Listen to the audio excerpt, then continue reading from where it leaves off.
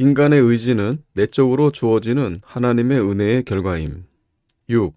전면적인 회심이 있어야 하며 이는 전적으로 하나님의 역사임. 반면에 하나님의 은혜가 본성적인 부패의 교정과 치료를 위하여 제공하는 치유책이 무엇인지를 살펴볼 필요가 있을 것입니다. 주께서는 우리에게 결핍된 것을 베풀어 주심으로써 우리를 도우심으로 그 도우심의 본질이 우리 속에서 드러날 때에 우리의 결핍된 사정도 곧바로 드러나게 됩니다. 사도는 빌립보의 교인들에게 너희 안에서 착한 일을 시작하신 이가 그리스도 예수의 날까지 이루실 줄을 우리는 확신하노라고 말씀하고 있는데, 여기서 착한 일의 시작이란 곧 의지 속에서 이루어지는 회심, 그 자체의 시작을 뜻한다는 것이 의심의 여지 없는 사실입니다. 하나님께서는 우리 마음속에서 의를 향한 사랑과 욕망과 열정을 불러일으키심으로써, 아니 좀 더 정확히 말하자면 우리의 마음을 돌이키시고 훈련시키시고 인도하셔서 의를 향하도록 하심으로써 우리 속에서 착한 일을 시작하시며 더 나아가서 우리를 끝까지 인내하도록 확정 지으심으로써 그의 일을 완성시키시는 것입니다. 아무도 인간의 의지 그 자체는 연약한데 주께서 그 의지를 도우셔서 그 착한 일이 시작되는 것이라는 식으로 둘러대지 못하도록 하기 위하여 성령께서는 다른 곳에서 인간의 의지 그 자체가 홀로 할 수 있는 일이 무엇인지를 선포하십니다. 새 영을 너희 속에 두고 새 마음을 너희에게 주되 너희 육신에서 돌 같은 마음을 제거하고 살 같은 마음을 줄 것이며 또 내 신을 너희 속에 두어 너희로 내 율례를 행하게 하리니 너희가 내 규례를 지켜 행할지라. 누가 감히 인간의 의지의 연약함이 하나님의 도우심으로 강건하게 되어 선한 것을 선택하기를 효과적으로 사모하게 된다고 말하겠는가? 인간의 의지가 완전히 변화되고 새로워져야 할 것을 본문이 말하고 있지 않은가? 만일 돌에 신축성이 있어서 어떤 수단을 가하여 그것을 부드럽게 하여 다소나마 휘도록 만들 수 있다면 사람의 마음도 그 불완전한 것을 하나님의 은혜로 보충받아서 올바른 것에 순종하도록 만들 수 있다는 것을 부인하지 않겠습니다. 그러나 만일 성령께서 위의 비유적인 말씀을 통해서 사람의 마음이 완전히 새로운 것이 되지 않고서는 아무리 해도 거기서 선한 것이 나올 수 없다는 사실을 보여주기를 바라신 것이라면 오직 하나님 자신의 역사하심으로 되는 일을 하나님과 우리가 협력하여 이루는 것처럼 생각해서는 안 될 것입니다. 만일 하나님께서 우리를 회심케 하사 올바른 것을 향하여 열심을 갖게 하시는 일이 마치 돌이 변하여 살이 되는 것과도 같다면 우리 자신의 의지에 속하는 모든 것이 다 지워지고 전적으로 하나님께로부터 오는 것이 그것을 대신하는 것입니다. 단어하거니와 그 의지가 지워지는 것입니다. 의지 자체가 사라지는 것은 아닙니다. 사람이 회심한다 해도 그의 본래 부여받은 본성의 본질적인 요소는 모두 그대로 남아있기 때문입니다. 다시 말하거니와 의지가 새로이 창조되는 것입니다. 의지가 비로소 존재하기 시작한다는 뜻이 아니라 악한 의지가 선한 의지로 완전히 탈바꿈한다는 뜻입니다. 분명히 단언하거니와 이 일은 전적으로 하나님께서 행하시는 일입니다. 왜냐하면 동일한 사도의 증언에 따르면 우리로서는 생각할 수 있는 능력조차도 없기 때문입니다. 그리하여 그는 다른 곳에서 하나님께서는 연약한 의지를 도우시고 부패한 의지를 교정시키실 뿐 아니라 우리 속에서 의지를 갖도록 역사하기도 하신다고 말합니다. 이로 보건대 이미 말한 바와 같이 의지 속에 있는 모든 선한 것이 다 오직 은혜의 역사라는 것을 쉽게 알 수 있는 것입니다. 모든 것을 모든 사람 가운데서 이루신 하나님이라는 사도의 표현도 이와 같은 의미입니다. 여기서 그는 하나님의 우주적인 통치를 말하는 것이 아니고 신자들에게서 뛰어나게 나타나는 바 모든 선한 것들에 대해서 한 분 하나님을 찬송하고 있는 것입니다. 그리고 모든이라는 말로써 사도는 하나님이야말로 처음부터 마지막까지 영적 생명을 이루시는 장본인이심을 선포하고 있는 것입니다. 또한 그 전에는 같은 사실을 다른 말로써 가르친 적이 있습니다. 한 주 예수 그리스도께서 계시니 만물이 그로 말미암고 우리도 그로 말미암아 있느니라. 여기서 분명 그는 우리의 공통적인 본성에 속한 모든 것을 쓸어버리는 새 창조를 높이 기려 말하고 있는 것입니다. 여기서 우리는 아담과 그리스도가 서로 대비되는 것을 이해해야 합니다. 사도는 이를 다른 곳에서 더 분명하게 설명하고 있습니다.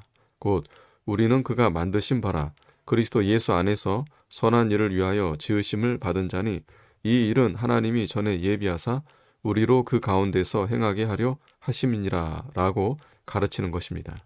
그는 우리의 구원이 값없는 선물임을 입증하고자 합니다. 모든 선한 것의 시작이 우리가 그리스도 안에서 이르는 바 새로운 제2의 창조로 말미암는 것이기 때문입니다. 만일 털끝만큼이라도 우리 자신에게서 오는 것이 있다면 우리에게도 약간의 공로가 있게 될 것입니다. 그러나 바울은 우리에게서 공로를 완전히 벗겨버리고자 우리는 하나님이 전에 예비하신 선한 일을 위하여 그리스도 안에서 창조함을 받은 존재이므로 우리는 아무것도 받을 자격이 없음을 가르치며 더 나아가 우리에게 있는 모든 선한 행실들이 다 본래 시초부터 하나님께로부터 온 것임을 가르치고 있는 것입니다. 이와 같이 선지자도 시편에서 하나님이 우리를 지으시니요 따라서 우리가 하나님과 공로를 공유할 수가 없음을 말씀한 다음 곧바로 우리가 아니니라고 덧붙입니다. 저는 문맥으로 보아서 그 영적 생명의 시작이 되는 중생을 말하고 있는 것이 분명합니다. 왜냐하면 계속해서 그의 백성이요 그의 기르시는 양이로다 라고 말씀하기 때문입니다. 그는 여기서 우리의 구원에 대해서 하나님께 드려야 할 찬송을 그에게 드리는 것에 만족하지 않고 더 나아가서 우리가 그 구원의 역사에 결코 참여하지 않았음을 분명하게 밝히고 있는 것입니다. 이는 마치 구원의 전부가 하나님께로부터 오는 것이므로 사람에게는 자랑할 것이 조금도 없다고 말하는 것과도 같은 것입니다. 7. 인간의 의지로 은혜에 협력하는 것이 아님. 그러나 개중에는 의지가 그 본성에 있어서는 선을 대적하며 오직 하나님의 능력으로만 회심한다는 것을 인정하면서도 일단 그렇게 준비를 갖춘 다음에는 의지가 활동하는 데에서 자기 몫을 한다고 생각하는 사람도 있을 것입니다.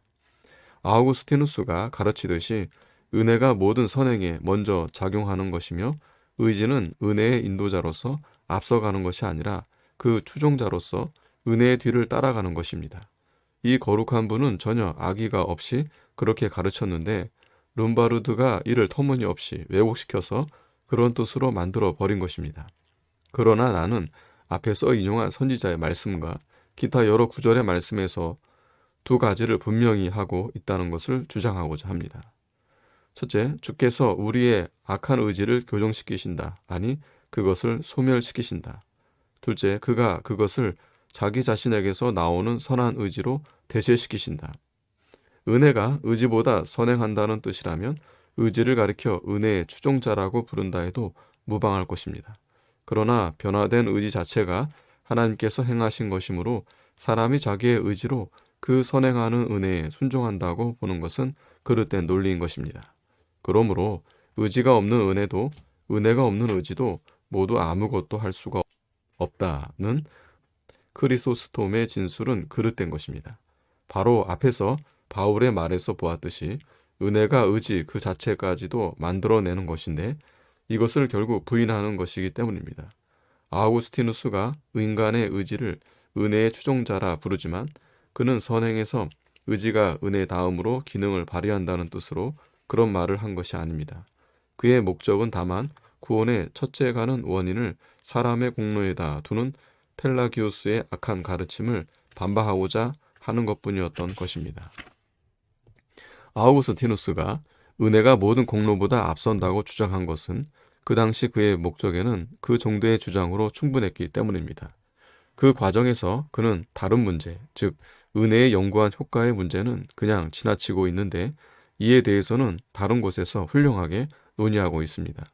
그는 여러 곳에서 말하기를 주께서는 의지가 없는 사람이 의지를 갖게 되도록 역사하시며 또한 의지를 가진 사람이 헛되이 의지를 갖지 않도록 그 뒤를 따르신다고 하면서 하나님 자신이 전적으로 선행을 하게 하시는 것으로 가르치고 있는 것입니다. 이 문제에 대한 그의 진술들이 너무나도 분명하므로 길게 논평할 필요가 없습니다. 그는 말하기를 사람들은 우리의 의지 속에서 무언가 하나님의 것이 아닌 우리 자신의 것을 찾으려고 애쓰지만 그것을 어떻게 찾을는지 나는 모르겠다고 했습니다. 펠라기우스와 코엘레스티우스에 대한 반론 제1권에서 그는 아버지께 듣고 배운 사람마다 내게로 오느니라 라는 그리스도의 말씀을 해석하면서 다음과 같이 말하고 있습니다. 사람의 의지는 그 행하여야 할 바가 무엇인지를 알도록 도움을 받을 뿐 아니라 그 아는 바를 행하도록 도움을 받는다. 그리하여 하나님께서는 율법의 문자를 통해서가 아니라 성령의 은혜를 통하여 가르치시며 이때 그는 그에게 무엇을 배우는든지 그 배운 사람이 아는 바를 깨닫도록 하시고 또한 의지를 갖고 행하게 하시고 또한 그 행함으로써 이루도록 그렇게 가르치시는 것이다. 8. 성경의 증거. 자, 그러면 우리가 가장 중요한 문제를 다루고 있으니만큼 독자들을 위하여 성경의 몇 가지 아주 선명한 증언들을 들어서 정리하기로 하겠습니다. 또한 그리고 나서 우리가 성경을 왜곡시킨다고 비난하지 못하도록 하기 위해서 이 거룩한 사람 아우구스티누스 역시 우리가 성경에 근거하여 제시하는 그 진리를 증거해 준다는 사실을 입증하기로 하겠습니다.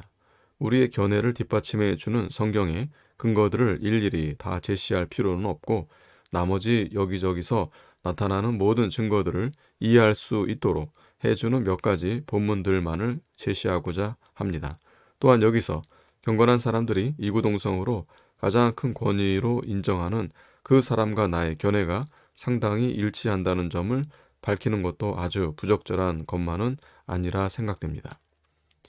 선의 근원이 오직 하나님께만 있다고 믿을 만한 충족한 이유가 있는 것이 분명합니다. 그리고 오직 택하심을 받은 자들에게서만 선을 지향하는 의지를 찾을 수 있습니다. 그러나 그 택하심의 원인은 사람 바깥에서 찾아야 할 것입니다. 그렇다면 사람이 바른 의지를 갖는 것이 그 자신에게서 비롯되는 것이 아니라 창세전에 우리를 택하신 그 동일한 기쁘신 뜻에서 비롯되는 것이라고 보아야 할 것입니다. 또한 이와 유사한 또 다른 논지를 여기에 덧붙일 수 있을 것입니다. 곧 바른 의지와 행동의 기원이 믿음에 있으므로 믿음 그 자체의 근원이 무엇인가를 살펴보아야 한다는 것이 그것입니다. 그런데 성경 전체가 믿음이 하나님의 값없는 선물이라는 것을 선포하고 있으므로 본성적으로 온 마음으로 악을 지향하는 우리가 선을 향하여 의지를 갖기 시작한다면 그것은 순전히 은혜로 되는 일이라는 결론이 나오게 됩니다. 그러므로 여호와께서는 자기 백성을 회심케 하는 이 두 가지 원리, 그들에게 돌 같은 마음을 제거하시고 또한 그들에게 살 같은 마음을 주신다는 것을 세우시면서 우리가 의를 향하여 회심하기 위해서는 우리 자신의 것들이 모두 제거되어야 하고 하나님께로부터 오는 것으로 그것을 대신하여야 한다는 사실을 명명백백하게 천명하시는 것입니다. 이런 선언은 한 군데에서만 나오는 것이 아닙니다. 예레미야서에서도 이렇게 말씀하고 있습니다. 내가 그들에게 한 마음과 한 길을 주어 항상 나를 경외하게 하고 그리고 바로 뒤이어서 내가 나를 경외함을 그들의 마음에 두어 나를 떠나지 않게 하고 라고 말씀합니다. 또한 에스겔서에서는 이렇게도 말씀합니다. 내가 그들에게 한 마음을 주고 그 속에 새 영을 주며 그 몸에서 돌 같은 마음을 제거하고 살처럼 부드러운 마음을 주리니 곧 우리의 회심이 새 영과 새 마음의 창조임을 증거하고 있는 것입니다. 우리의 의지 속에 있는 선과 의로움의 모든 흔적을 우리에게서 취하여 온전히 하나님께만 돌려야 한다는 사실을 이보다 더 선명하게 보여주는 사실이 어디 있겠습니까? 완전히 개조되기 전에는 우리의 의지로부터 아무것도 선한 것이 나올 수 없으며 또한 의지가 개조된 이후에도 우리의 의지가 선한 것은 우리 자신이 아니라 하나님께 그 원인이 있다는 결론이 언제나 똑같이 성립되는 것입니다.